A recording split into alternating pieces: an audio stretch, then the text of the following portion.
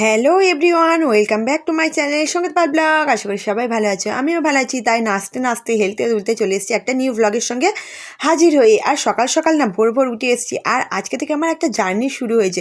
মানে যেদিন এই ভিডিওটা শ্যুট করছি সেদিন থেকে আমার জার্নি শুরু হয়েছিল।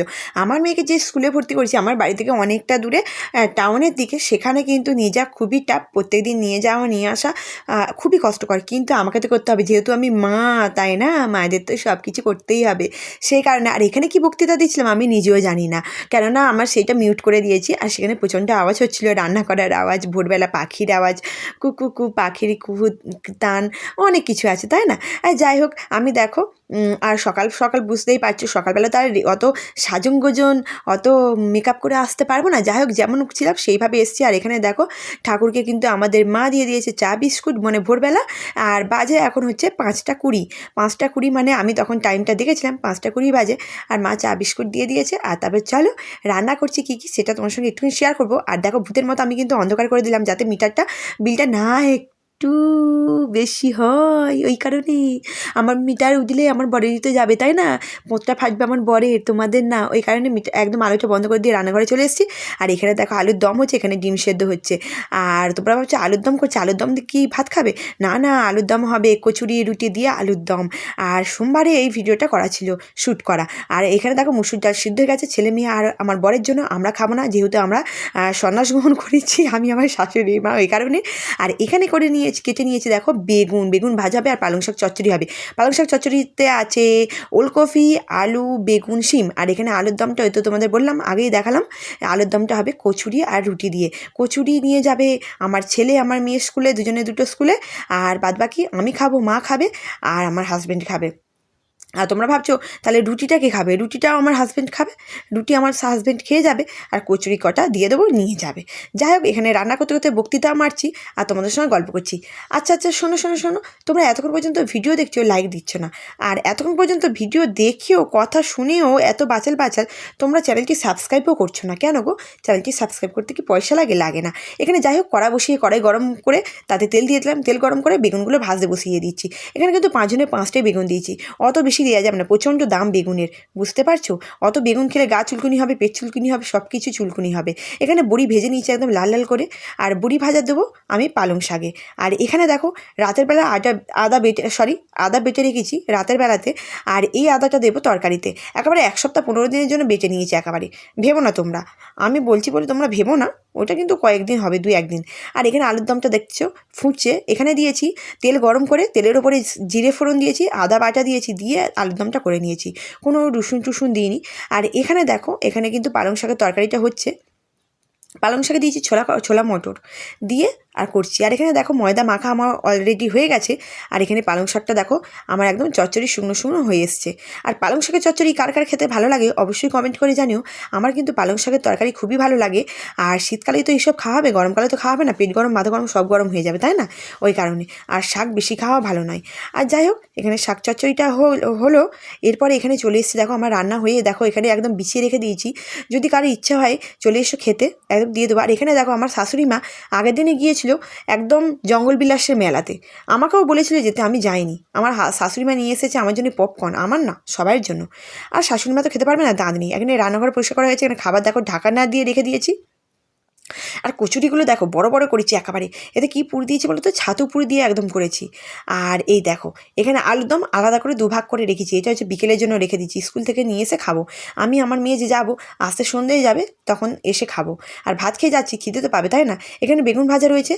আর ওখানে আলাদা করে আলুর দমটা যে দেখালাম, আর ওইগুলোতে তরকারি আছে আর দেখালাম না। এখানে দেখো, এখানে আছে জিলিপি। আমার শাশুড়ি মায়ের জঙ্গল বিলাসের মেলা থেকে জিলিপিও নিয়ে এসেছিলো, অনেক জিলিপি, সেটা সব আমার মেয়ে খেয়ে নিয়েছে, আমি একটুও খাইনি গো। আর যাই হোক, এখানে সব তোমাদের দেখালাম। এবার চলো বাদবাকি কাজগুলো করে নিই। আর এখানে কি সরু ছুঁচি নেড়ে মোটা ছুঁচি নেড়ে কী কথা বলছিলাম আমি নিজেও জানি না, তোমাদের মতো তো অত বলতে পারি না, যা পেরেছি তাই বলে দিয়েছি। তাই যাই হোক, আর ওইদিকে যে মোজাটা ঝুলছে তোমরা দেখতে পাচ্ছ, ওইটা হচ্ছে আমার হাজবেন্ডের মোজা। শীতকালে তো মোজা না পরলে হয় না, মোজাটাও ঝুলছে। এখানে দেখো, দেখতে পাচ্ছ কুনকি কত গামছা ঝুলছে। যাই হোক, এখানে কী বললাম জানি না। তারপর ছাদে চলে এসেছি, ছাদে স্নান করে এসে দেখো জামা কাপড় সব মিলে দিচ্ছি, সেটা ঘুরিয়ে তোমাদের দেখাচ্ছি। তোমরা নাকি জামা কাপড় দেখোনি, ওই কারণে জামা কাপড় দেখালাম। তোমরা নাকি ছাদও দেখোনি, ওই যে ছাদও দেখিয়ে দিলাম, ছাদে কেমন করে জামা কাপড় মিলে, সেটা আর শেয়ার করলাম না।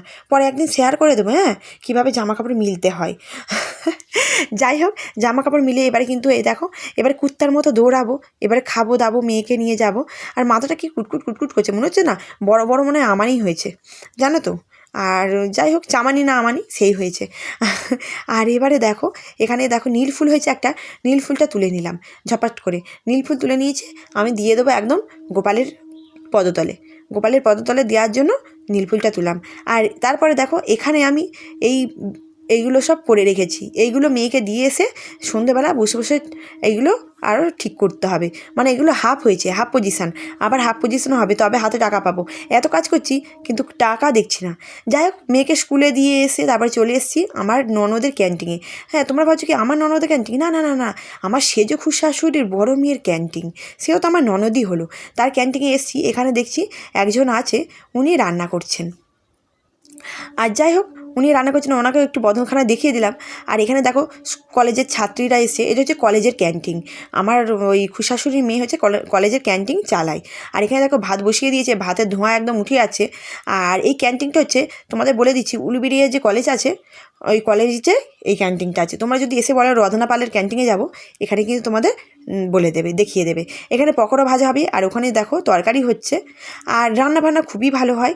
তোমরা যারা উলুবেড়িয়া কলেজে পড়ো, আর তাদেরকে বলছি, এই কলেজে এটা হচ্ছে আমার ননদ, সে যে খুশাশুড়ি মেয়ে, এরই হচ্ছে ক্যান্টিন। আর যে ভাবছো যে মালিক কেন বসে আছে লেবারদের সঙ্গে, না না না না না, ভেবো না ভেবো না, মালিক কিন্তু চলে যাবে, এসছে দেখতে। আর পকোড়াগুলো হাফ ভাজা হচ্ছে, আবার হাফ এক কুট করে ভাজা হবে গরম গরম, যারা খাবে গরম গরম ভাজা হবে। দেখো, সবাই ঘরে খায় কিন্তু ঠান্ডা, কিন্তু দোকানে খেলে তাদের গরম চাই। ঘরে কিন্তু বাসি খাবার খাবে, দোকানে খাবে গরম খাবার, কেন জানো? পয়সা দিয়ে। যাই হোক, সব বক্তৃতা দিয়ে কিন্তু আমি মেয়েকে নিয়ে চলে এসেছি, হেলতে দুলতে নাচতে নাচতে একদম দোলার মতো করে। ভেবো না আমি যেন অন্য কোথাও যাচ্ছি, আমি কিন্তু ঘরেই আসছি আমার মেয়েকে নিয়ে। ঘরে না আসলে কোথায় যাব?